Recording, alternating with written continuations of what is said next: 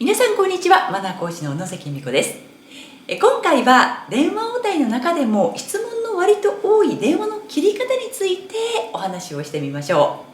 う。今日は3つのポイントに分けてお話をします。1つ目は電話の切り方には実は基本があるんだよっていうお話。そして2つ目は電話を切る時のクロージングの持っていき方。このワードさえ知っていれば必ずあなたもスムーズに電話を切ることができますよ。そして3つ目、どうしてもお話好きなお客様、電話を切ってくれないとき、こういう言い方だったら相手を傷つけずにスムーズに電話を切ることができます。最後までお付き合いをお願いします。さあ、まずは1つ目。電話の切り方にはルール、マナーがあるんだということです。電話って A さんと B さんがお話をするという感じですよね。で、この場合、電話をかけた方が先に電話を切るというのが電話の基本的なルールではあるんですけれども、お客様から電話がかかってくるような場合っていうのもありますよね。で、こんな場合はお客様が先に電話を切るというのがルールになります。さあ、それでは電話っていろんなものがありますよね。スマホのようなもの、携帯電話のようなものからこういった呼気のようなもの、そしてビジネス電話では受話器をガチャッと置くような形の電話ですよね。こういった呼気のようなものやスマートフォンの場合は皆さん使い慣れていらっしゃるんじゃないかというふうに思いますが、受話器をガチャッとかけるようなものの場合ですね、実はそのままガチャッとダイレクトに受話器を置いてはいけないのです。で、これってすごく嫌な音がするんですね。ガチャっていうような嫌な音がするので、一旦指でガチャッと切ってから受話器をそっと置くというのも覚えておきましょう。それでは2つ目は切りたい雰囲気を出すということです。クロージングなんていうふうに呼びますけれども、このクロージングをするともう切らないといけないのだなという雰囲気になってきます。例えばお客様とお話をしている場合、お客様が受話器を先に置くわけですけれども、その切る雰囲気を作るのはこちらということなんです。電話を切る雰囲気の話ってどんな話なんですかってよく聞かれるんですが、そうです。電話を切る時のクロージング、このワードをつけると必ずそれがクロージングに聞こえるよ、すなわち電話を切って相手がくれるよというワードがあります。今日ご紹介しましょう。そんなに難しいワードではないんですが、それではというワードです。このそれではを使うと不思議と電話を切らないといけない雰囲気になってきます。例えばこんな感じですね。それでは6日の3時お待ちいたしております。どうぞお気をつけてお越しください。これ言われたらもう電話切るしかないですよね。これでいやいやって話し続けられる方はいらっしゃらないんじゃないかと思います。もう一つ二つやってみましょうか。例えば、それでは山本が電話終わりましたら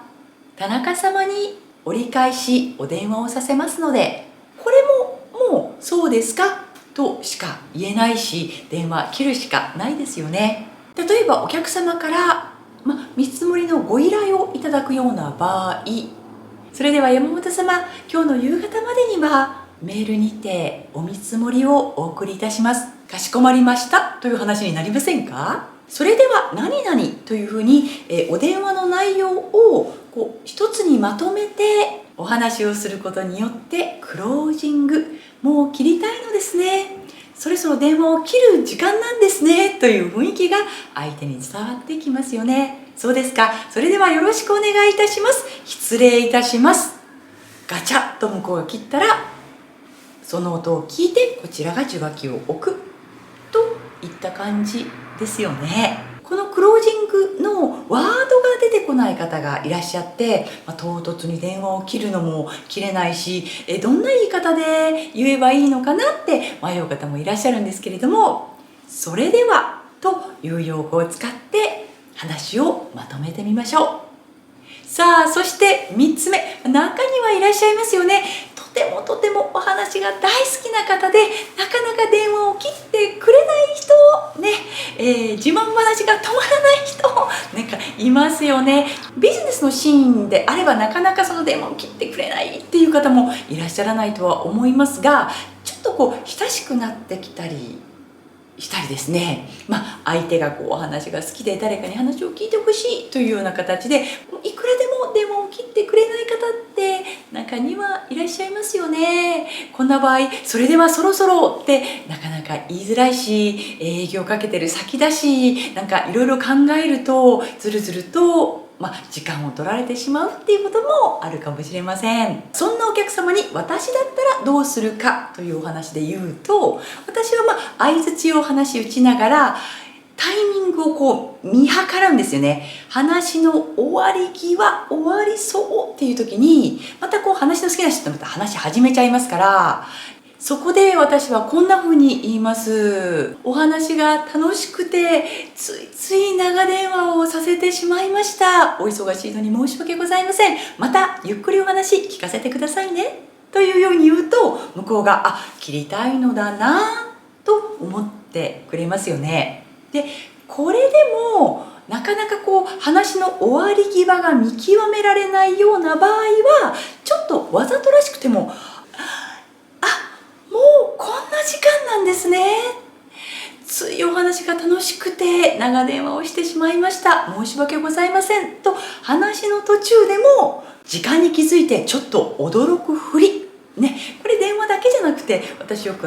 お話をしてていくらでも終わらない人によくやります。時計なんかをもう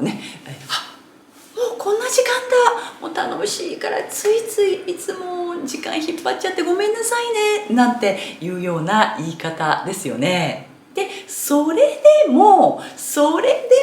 いやいや私はいくらでもいいんですよとか、また話したい人って新しい話突っ込んできて話を始めちゃう人っているじゃないですか。もうお話やろうみたいなね、もうどれだけお話ししたいんだよって心の中で思うようなことありますよね。で、こういった場合はもう次の用事をしっかりとお話しすればいいですよね。ついお話が楽しくて長電話をしてしまいました。ごめんなさい。実はこの後接客の予定が待っていて、またお話聞かせていただけますか？楽しい時間でした。ありがとうございました。と言って、電話を切れば相手も嫌な感じしないですよね。次に予定があるんだとか、次に会議があるんだとか、次に何かをしなければいけないんだというような、お尻の予定があるんだよっていうことが表せれば、向こうだってやみくもにそれはごめんなさいねって向こうだっておっしゃいますもんね。で、ここで楽しいお話だったとか、もうためになるお話だったとか、すごく学びが多かったですとか、こういった参照の言葉、褒める言葉ですよね。相手とお話をしてすごく私は心地が良かったんですよということはちゃんと相手に伝えるようにしておきましょう。さあ、いかがだったでしょうか？実は人間というのは一番最後の記憶が一番鮮明に残ると言われているんです。ですから大切なのは、電話でも一番最後の電話を切る瞬間、営業先でも一番最後に別れる時のその瞬間、恋人同士でも別れる時のその瞬間のイメージが一番脳に焼き付いていると言われているんですね。最後の最後まで気を抜かず、先方には気持ちのいい感じで終わりたいものですよね。さあ、いかがだったでしょうか？今日の動画も良かったよって思っていただける皆さんは、チャンネル登録と、そしてグッド評価ボタンを押していただいたり、皆さんのコメントをいただけるとすごくモチベーションが上がります。ぜひ応援よろしくお願いいたします。それではまたお会いしましょう。